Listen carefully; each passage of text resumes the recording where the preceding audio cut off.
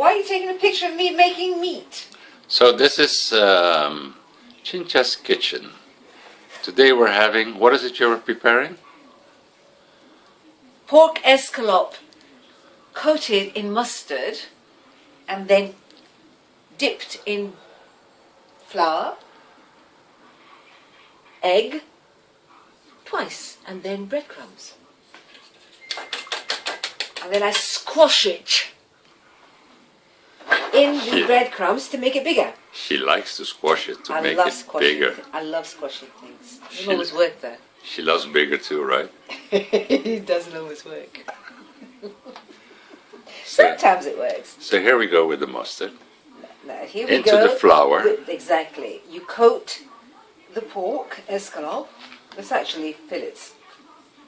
Coat it in the flour once.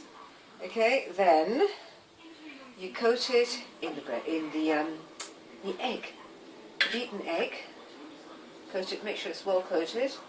No cutting corners. Then you put it back into the flour. This enables it to become very tender, and also you can flatten it and make it twice the size. And what did you do with the flour? Did you put any spices in there? Salt, cashew and pepper, and some basil. Spicy preparation. Well, because someone I know thrives on pepper. Okay, so first of all, we just make sure that it's coated before we do anything else, okay? Okay. And then we work our magic fingers. Some of us have got magic fingers and some of us haven't. Says who? It's in the mind of the recipient. See? Magic fingers. Spread them.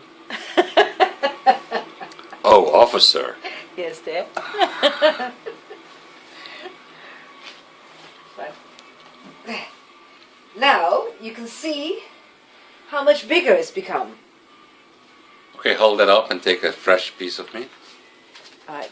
to show the difference in That size. is the before and the after. Wow. Okay? That's why if you go to follow my recipe, you need to follow my recipe.